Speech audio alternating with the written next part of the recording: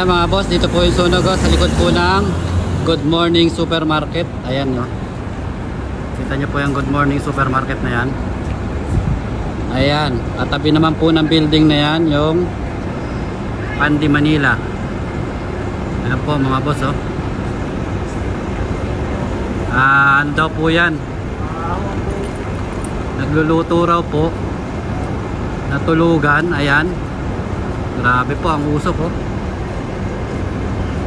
Ayan po mga boss oh.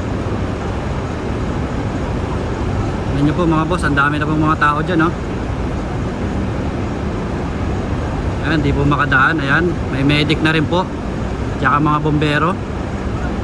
Hindi ko po alam kung paano po nila kukunin yung tao po dun sa may taas.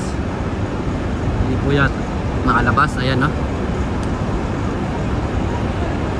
Dito po siya sa likod po ng Allsock. Ito yung Good Morning Supermarket.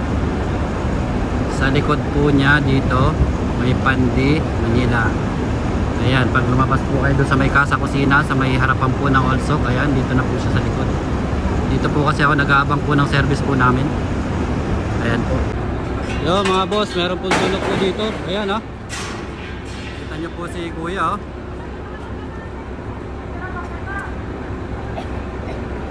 Ayan po, dahil pong tao. Ayan mga boss, dito po to sa likod ng Allsock. Ayan po mga boss oh.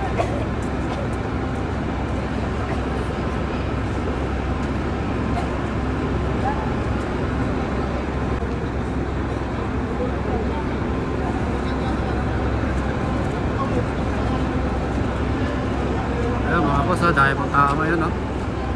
Ayan yung mga papasok, nakikimarites lang po. Hindi po kami nakikimarites din po. Ayun si Kabayan no. Kabayan, hindi ka ba makababa dyan? Hindi makababa si Kabayan no.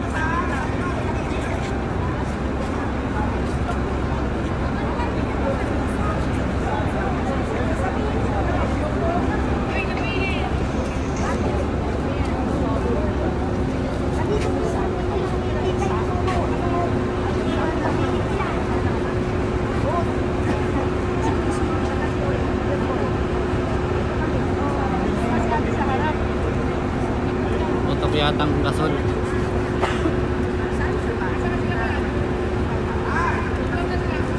Ayan si Kabayan.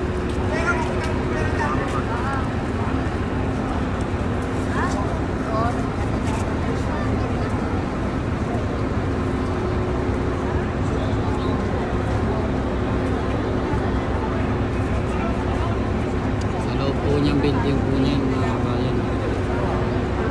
Ayan si Kabayan. Natin alam kung po siya makakaba o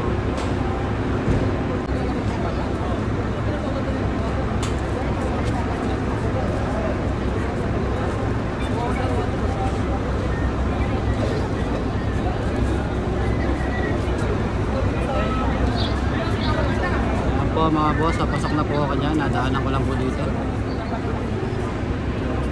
Kawawa naman si Kabayan no? Takip siya ng ilong. Ito yung malapitan ng mga bombero eh. Unang umusok sa baba.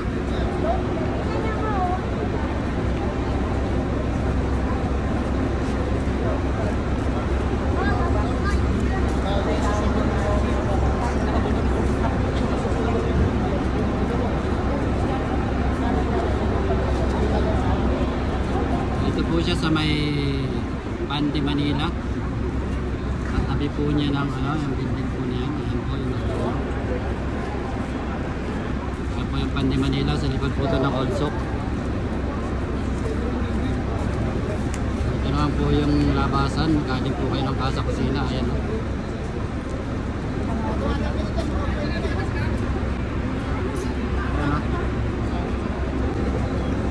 Alam na muna mga boss at ako'y papasok na. Ito lang po siya sa may likod po ng Allsock. Daanan ko lang po.